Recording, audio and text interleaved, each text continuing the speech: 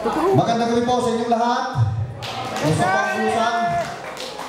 Magandang gabi kay Paring Fernan. Ito yan. Galing po ako sa malayong lugar. Hindi lang Tacloban, lumampas pa nga ako ng Borongan. Makapunta lang dito. At nakita ko naman yung daanan ninyo. Siguro yung daanan namin doon mas grabe pa kaysa dito lang. Ngayon, lisimin na o yung iba. Kaya lang yung nasakyan ko, Ma'am Damis, maraming salamat po. Magandang gabi po. Yung nag-drive, papunta rito. Mga kapatid, mga kaibigan, gusto ko lang ipaalala sa inyo. Meron po kaming geothermal plant doon sa Leyte. Ano ang nangyari ngayon? Halos kami, diretsoy ko na, hanggang liig na ang sakripisyo namin. Nasa tungunan ang geothermal plant, nasa amin ang pinakamataas na singil ng kuryente. Ganon din ang mangyayari dito sa inyo. Siguro ngayon, matatamis na mga dila ang sasabihin ng kumpanya niya. Nag-i-explore pa lang. Tingnan niyo kung ano nangyari. Gusto niyo bang magkaroon ng nangyari kasi bako sa Ormoc? Yun ang nangyari.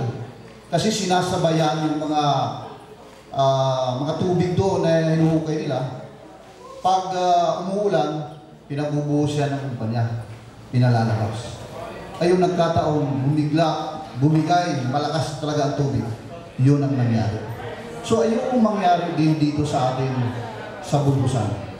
Yung mga masasabi natin, yung mga may-ari niyan, hanggat ang negosyo nila ay pamerwisyo sa atin, hindi naman ganon. Tingnan natin, tingnan nyo kung ano nangyayari ngayon sa kapaligiran. Ang kapal na ng usok. Kahit walang usok, umuusok. Pati talinga natin, tainga natin, umuusok.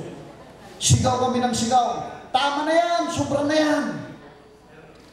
Anong ginagawa? Meron ba kayo ditong representative congressman? Meron ba kayong mayor? Meron ba kayong governor? Meron kayong mga opisyal? Tignan natin anong ginagawa. Wala. Pagdating sa malaking pera ng negosyo, tahimik na ang ating mga opisyal. Sana po, kung sino mang nakikinig ngayon ng mga opisyal, yun po ang aming appeal. Yun po ang aming panawagan. Huwag niyo po sirain ang kalikasan. Para sa atin ito, hindi lang ngayon, hindi lang bukas, kundi sa darating na panahon.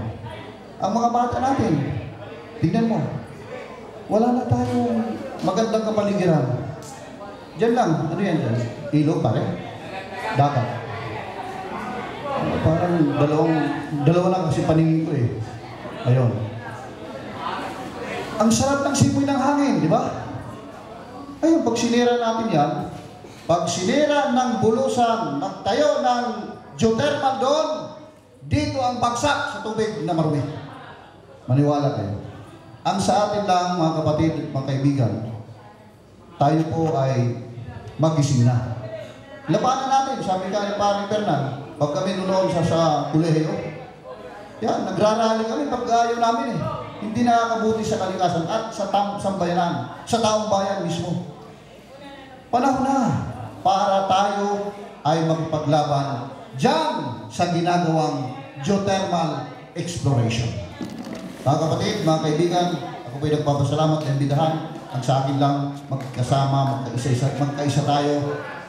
Huwag natin pahintulutan na makapagtayo ng geothermal dito sa bayan natin ng Bulusan.